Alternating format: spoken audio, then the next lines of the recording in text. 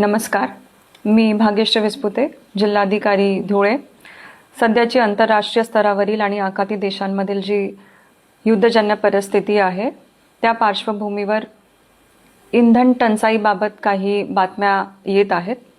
धुळे जिल्ह्यात इंधन टंचाई नाही.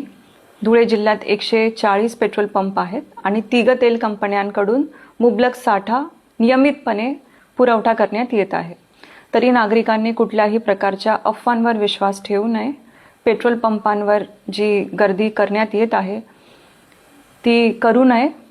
जर ह्या परिस्थितीचा फायदा घेऊन कुठलेही गैरप्रकार किंवा अनधिकृत साठा कुणी करत असेल किंवा जीवनावश्यक वस्तू कायद्याचं उल्लंघन करत असेल तशा एजन्सीजवर किंवा तशा लोकांवर कठोर कार्यवाही करण्यात येईल.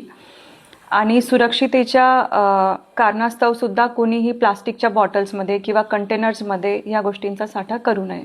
तरी मी सगळ्या नागरिकांना आव्हान करते की कुठल्याही अफवांना बळी पडू नये. जी अधिकृत माहिती शासनाकडून किंवा प्रशासनाकडून तुम्हाला देण्यात येत आहे त्याच्यावर विश्वास ठेवावा आणि प्रशासनाला मदत करावी. धन्यवाद.